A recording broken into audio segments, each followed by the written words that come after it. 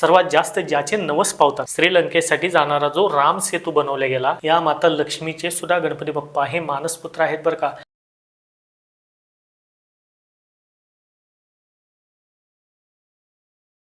ओम सतनमो हरेश गुरुजी को हरेश वडे भाऊ दादा गुरु चैतन्य सिद्ध सद्गुरु मत्स्येंद्रनाथ बाबा को हरेश गोरक्षनाथ बाबा को हरेश अलग निरंजन हरेश।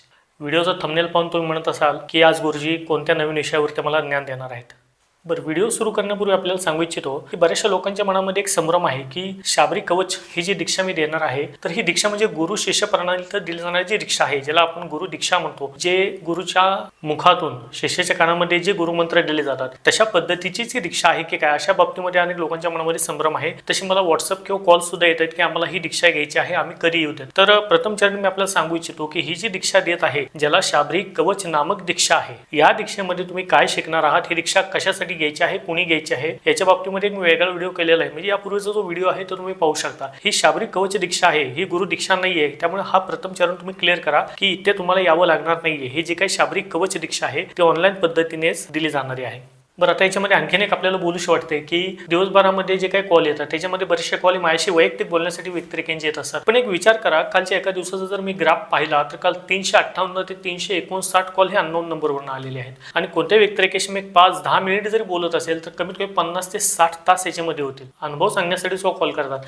आणि खरंच खूप छान असे काही अनुभव सुद्धा आहेत लोकांचे, जे मी स्वतः ऐकलेले सुद्धा आहेत, किंवा ज्या लोकांशी माझे थोड्याफार प्रमाणात जे काही बोलणे सुद्धा झालेले आहे, त्यामध्ये काही लोकांनी मला व्हिडिओ कॉलद्वारे त्यांचे इथले मंदिर दाखवलेले आहेत, काही लोकांनी मला अनुभव सांगितलेले आहेत, काही लोकांनी प्रशंसापर मला कॉल केलेले आहेत की तुमचे जे व्हिडिओ पाहून त्यांच्यामध्ये कोणत्या पद्धतीने बदल होत आहेत, किंवा लोक आता जे प्रवृत्त होत आहेत सेवा करण्यासाठी नातांच्या बाबतीमध्ये, हे सर्व काही गोष्टी आहेत ते आनंद मानण्यासारखे आहे। निश्चितपणे आनंद मानलाच पाहिजे, परंतु समजून घ्या कुठेतरी मला सुद्धा लिमिटेशन्स आहेत, आणि हे दिवसभरामध्ये जे काही आता कार्य असतात किंवा नातांची जी सेवा असते याच्यातनं मी वेळ काढून या सर्व गोष्टींना वेळ देत आहे। त्यामुळे कुणीही नाराज होऊ नका, जरी तुमचे जे काही बोलणे असेल म्हणा किंवा काही प्रश्न असेल तुम्ही व्हॉट्सअप करा, जसा वेळ मिळेल तसं मी निश्चितपणे तुम्हाला रिप्लाय देण्याचा हा प्रयत्न करेल। तर चला सुरुवात करूया आजच्या आपण व्हिडिओला।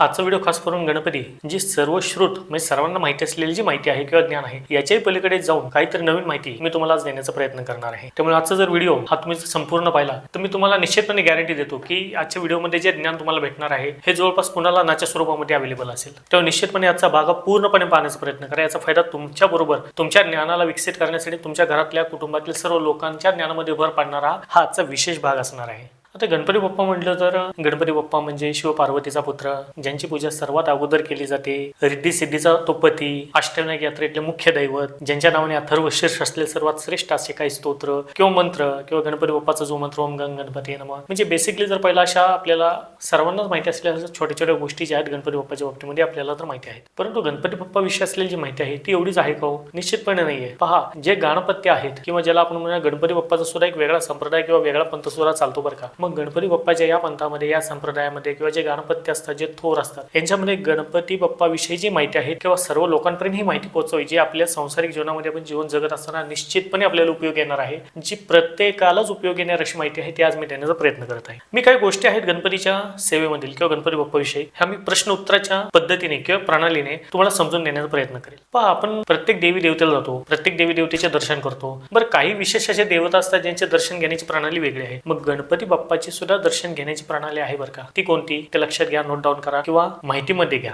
गणपती बाप्पाचे दर्शन कसे करतात? ज्या वेळेस तुम्ही गणपती बाप्पाच्या समोर जा, गणपतीच्या समोर गेल्याच्या नंतर ज्यावेळेस आपण गणपतीला पाया पडतो त्यावेळेस आपल्याला मंदिराभोवती फेरी मारत आपण असतो। मग फेरी मारत असताना किंवा गणपतीच्या मूर्तीच्या भोवती फेरी मारत असताना कधी सुद्धा गणपतीच्या पाठीचे दर्शन हे आपल्याला घ्यायचे नसते। गणपतीची पाठ म्हणजे कोणती, ज्याला आपण पाठीचा भाग म्हणतो, या पाठीच्या भागाचे दर्शन गणपतीच्या कधीही घ्यायचे नसते। तुम्ही म्हणाल का? पहा, शास्त्रामध्ये आपल्याला असे वर्णनही सापडते की गणपती बाप्पा त्याच्या समोर येणाऱ्या त्याच्या भक्तांचे, समोर येणाऱ्या त्याच्या सेवकांचे जे दैन्य आहे, दुःख आहे आणि दळिंद्रिय आहे, ज्याला दारिद्र्य असं म्हणतो, तर याचं हरण करत असतात। आणि हे दारिद्र्य जे असते ते गणपती बाप्पाच्या पाठीवरती वास करते, म्हणजे गणपती बाप्पा त्याला पाठीमागे टाकून देतात, ते त्यांच्या पाठीवरती वास करते असे शास्त्रामध्ये वर्णित आहे बरं का। त्यामुळे ज्यावेळेस तुम्ही गणपतीचं दर्शन घ्याल, गणपतीला फेरी माराल, त्यावेळेस गणपतीच्या पाठीचं दर्शन कधीही करू नये किंवा गणपतीच्या पाठीला कधी सुद्धा प्रणाम वंदन करू नये, कारण गणपतीच्या पाठीवरती दारिद्र्यतेचा वास असतो, दरिद्र हे गणपती बाप्पाच्या पाठीवरती नांदते. त्यामुळे गणपतीच्या दर्शनाला ज्या वेळेस तुम्ही जाल त्यावेळेस गणपतीला फेरी मारताना असेल किंवा बऱ्याचशा मंदिरामध्ये आपण पाहतो प्रत्येक मंदिराच्या गाभाऱ्याला किंवा त्या मंदिराला छोटीशी एक कमान किंवा दिवळी आपण ज्याला म्हणूया अशी असते खिडकीच्या स्वरूपामध्ये. त्यावेळेस सुद्धा ज्यावेळेस तुम्ही गणपतीच्या पाठीमागे जाल त्या दिवळीतून किंवा त्या कमानीतून गणपतीच्या पाठीला वंदन नमस्कार न करावा किंवा गणपतीच्या पाठीचं दर्शन हे खऱ्या अर्थी घेऊ नये. आता आपण माहिती घेऊया गणपतीच्या परिवाराविषयी. पहा, गणपतीच्या तसं विचार केला आपल्याला माहिती आहे की गणपतीच्या ज्या पत्नी आहेत आई, सिद्धी आणि बुद्धिमाता, ज्यांना आपण रिद्धी सिद्धी म्हणतो किंवा सिद्धी आणि बुद्धी असं सुद्धा म्हणतो. बरं, आपल्याला एवढीच माहिती आहे. मग गणपती देवाच्या पुत्रांचं नाव काय? गणपतीला 2 मुलं सुद्धा आहेत. मग ह्या मुलांचं नाव काय आहे ते आपण आज पाहूयात. माता सिद्धीपासून गणपती देवतेला क्षेम या नावाचा मुलगा आहे आणि बुद्धी या देवीपासून गणपतीला लाभ या नावाचा मुलगा आहे. हा जो क्षेम आहे त्याचंच खऱ्या अर्थी नाव शुभ असं सुद्धा आहे बरं का. त्यामुळे सिद्धी, ज्याला आपण सिद्धी म्हणतो, सिद्धी माता म्हणतो, या सिद्धीपासून उत्पन्न असलेल्या पुत्राचं नाव आहे शुभ आणि बुद्धीपासून उत्पन्न असलेल्या पुत्राचं नाव आहे लाभ. त्यामुळे आपण ज्या वेळेस हे शब्द कुठे जर ऐकतो, ज्याला आपण म्हणतो शुभ आणि लाभ, किंवा मंडप असेल, लग्न असेल, शुभ कार्य असेल, त्याच्यामध्ये शुभ लाभ असं लिहिण्याची प्रथा आहे. इव्हन आपली चोपडी जरी असेल, ज्याला आपण व्यवहाराची किंवा व्यवसायाची वही म्हणतो, त्याच्यामध्ये सुद्धा शुभ आणि लाभ हे लिहिलेलं आपल्याला दिसते. मग याच्या मागे काय? हे प्रतीक किंवा द्योतक त्याचे आहेत जे गणपती बाप्पाचे मुलं आहेत. म्हणजे पहा, हा किती संपन्न परिवार आहे ज्याच्यामध्ये गणपती बाप्पा, ज्यांना सर्व देवतांमध्ये प्रमथपतये म्हणतात, म्हणजेच ह्या गणपती देवतेची सर्वप्रथम अगोदर पूजा करावी लागते. याच गणपती देवतेच्या ज्या पत्नी आहेत, ज्याच्यापासून आपली बुद्धी चालते, ज्याची आपल्याला प्राप्ती सिद्धीद्वारे होते, या सुद्धा गणपती देवतेच्या पत्नी आहेत. आणि शुभ आणि लाभ ह्या नावाचे जे 2 पुत्र आहेत ते सुद्धा आपल्या आयुष्यामध्ये पूर्णपणे शुभत्व आणि लाभत्व प्राप्त करून देतात. त्यामुळे गणपती बाप्पाच्या परिवाराला अनन्यसाधारण महत्व आहे. नंतर आपण पाहूया गणपती बाप्पाला वरदान काय आहे. पहा, गणपती बाप्पाच्या बाबतीमध्ये सर्वात महत्वाचं वरदान जर म्हटलं तर गणेशाला सर्व देवी देवतेंनीच वरदान असं दिलेलं आहे की कोणतीही पूजा असेल, कोणतीही आराधना असेल, कोणतीही साधना असेल, कोणतंही दैवत असेल, कोणतीही देवी असेल, ह्या सगळ्यांच्या नावाच्या अगोदर गणपतीचं नाव घेतलं जाईल तरच ती देवी आणि देवतेची पूजा ही सिद्ध होईल, असं याच्यामध्ये आख्यायिका आढळते आणि ही खरी आहे. त्यामुळे गणपती देवतेचे जे स्थानक आहे हे सर्वप्रथम येते. मग सर्व देवी देवतेंच्या अगोदर आपल्याला गणपती बाप्पाला वंदन करावेच लागते, भलेही ती कोणत्याही पद्धतीची पूजा असू द्या. त्यामुळे गणपतीचं स्थान हे प्रथम आहे. आणि गणपती बाप्पाच्या सेवेमध्ये जर पाहिलं किंवा पूजेमध्ये आणखीन एक ॲडिशनल गोष्ट मी तुम्हाला सांगू इच्छितो की जे गणपती भक्त असतात यांना आपसुकपणे माता पार्वती म्हणजे दुर्गा देवी, माता पार्वती ह्या देवींचा आणि साक्षात शिवशंभू भोलेनाथांचा हा आशीर्वाद सुद्धा आपोआप प्राप्त होतो बरं का. कारण जिथे मुलगा उभा असेल त्या मुलाच्या मागे त्याच्या आईवडिलांचा आशीर्वाद हा आपसुकपणे मिळतो. त्यामुळे त्यांच्या आईवडीलच नव्हे, सर्वच्या सर्व देवी देवतांचा आशीर्वाद हा गणपती बाप्पाच्या सेवकाला मिळतो. कारण सर्वांच्या अगोदर स्थापित होणारी देवता कोणती असते, ज्याच्यापासून आपण श्री गणेशा करतो, तर ती गणपतीच आहे. नवे माता लक्ष्मी, या माता लक्ष्मीचे सुद्धा गणपती बाप्पा हे मानसपुत्र आहेत बरं का. त्यामुळे गणपती बाप्पांच्या सेवेमध्ये असलेल्या सेवकाला लक्ष्मी सुद्धा आपोआप प्रसन्न होते. याही पुढे जाऊन जसे की आपण पाहतो की माझे कुलदैवत, माझे कुलस्वामी हे आहे, तुमचे कुलदैवत कुलस्वामीनी कोणीतरी असेल, त्याच अनुषंगाने सर्व देवी देवतांचे प्रमाणाने सांगत आहे, अधिकारवाणीने सांगत आहे, समजून घ्या. सर्व देवी देवतांचे कुलस्वामी हे गणपती आहेत बरं का. कोणताही देव किंवा देवता असेल यांचे कुलस्वामी सुद्धा गणपती बाप्पा आहेत. परंतु एक मात्र देवता असा आहे ज्याला कोणीही कुलस्वामी नाहीये किंवा कुलस्वामी नाहीये, तो सुद्धा गणपतीच आहे. म्हणजे याचा अर्थ आम्ही काय घेतो की सर्व देवी देवतांच्या वरती स्थापित होणारा गणपतीच, सर्व देवी देवता यांचा कुलस्वामी सुद्धा गणपतीच. मात्र एक मात्र गणपती ज्याच्यावरती ना कोणी आहे, ना कोणी त्याला कुलस्वामी आहे, ना कोणी त्याला कुलस्वामिनी आहे. त्यामुळे कोणत्याही देवी देवतेचा नवस असेल त्या सर्व नवसांमध्ये सर्वात जास्त ज्याला साकडे घातले जाते, सर्वात जास्त ज्याचे नवस पावतात, तो सुद्धा गणपतीच आहे. काही लोकांचे माझ्याकडे प्रश्न येतात की अमुक एखाद्या देवतेचा नवस आमच्याकडे होता, अमुक एखाद्या देवीचा आम्ही नवस बोललो होतो परंतु तो आठवत नाहीये, अशा वेळी आम्ही काय करू. मी सर्वांना सांगत आहे, तुम्हाला जर एखाद्या देवी देवतेला केलेला नवस आठवत नसेल किंवा तुम्हाला कोणी सांगितलं असेल तुमची पत्रिका पाहून देवा देवीला नवस केलेला आहे, तो नवस तुम्ही फेडला नाही, त्यामुळे तुम्हाला अडचणी येत असतील, बरं तुम्हाला नवस जरी आठवत नसेल ना, तर तुम्ही गणपतीच्या पुढे जाऊन जे तुम्ही प्रारब्धामध्ये केलेला कोणताही नवस असेल, हे आम्ही तुझ्या पुढे पूर्ण करत आहोत असं म्हणून गणपतीला तुम्ही नवस जर फेडला तरी सुद्धा तो नवस मान्य होतो बरं का.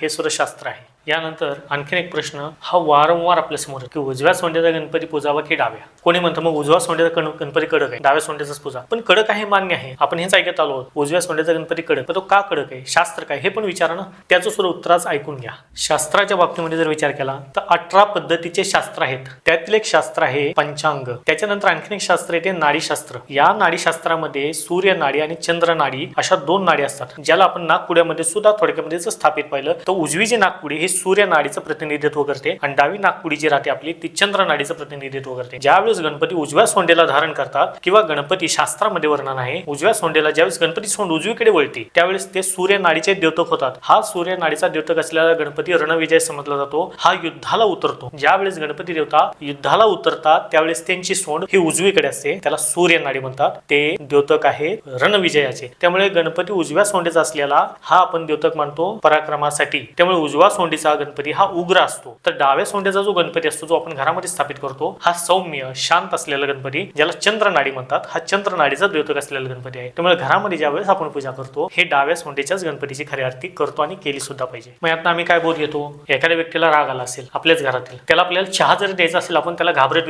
विचारताना विचार करेल ह्याला विचारावं की नको, थोडंसं थांबू. हीच पद्धत कुठेतरी लागू होते गणपतीच्या बाबतीमध्ये. त्यामुळे उजव्या सोंडेचा गणपती हा कडक मानला जातो. त्याचे शास्त्र, विधी व नियम हे सुद्धा वेगळे असतात. यानंतरचा विषय येतो अंकशास्त्राच्या संबंधात. अंकशास्त्रामध्ये सुद्धा गणपती बाप्पाला अनन्य साधारण महत्व आहे. तुम्ही म्हणाल कसे? आपण ऐकतो नवग्रहांचा अंक 9 आहे किंवा 9 अंक हा दुर्गेचा पण द्योतक आहे किंवा 9 अंक हा कुठेतरी आपल्याला नवविद्येशी संबंधित आहे. पण गणपतीच्या बाबतीमध्ये विचार केला तर गणेशाचा 11 आणि 21 हा अंक खूप गणेश देवतेच्या वलयाशी फिरतो. त्यामुळे गणपतीला मोदक दाखवणं सुद्धा कुठे 11 किंवा 21 अशा पद्धतीने मोदक दाखवण्याची प्रथा आहे. पण 11 आणि 21च का याचाही कुठेतरी विचार करणं महत्वाचं आहे. तर हे तथ्य सुद्धा गणपतीच्याच भोवती फिरते. गणपतीचे जे हात आहेत किंवा हाताला जे बोट आहेत ते 11 आहेत. त्यामुळे हे द्योतक आहे 11 या अंकाचं. आपल्या हाताचा विचार केला तर आपल्याला 10 बोटे आहेत. याच अनुषंगाने गणपती बाप्पाला असे म्हणतात हा जो उजव्या हाताचा अंगठा आहे त्याला आणखीन एक अंगठा आहे. म्हणजे गणपती बाप्पाच्या उजव्या हाताचा जो अंगठा आहे त्याला 2 अंगठे आहेत असं म्हणतात. असं मिळून हा द्योतक होतो 11 या अंकाचा. पायाचे आणि हाताचे हे जर दोन्ही बोटे मोजले तर तो द्योतक होतो 21 या अंकाचा. म्हणून 11 आणि 21 ह्या अंकाला सुद्धा अनन्य साधारण महत्व आहे.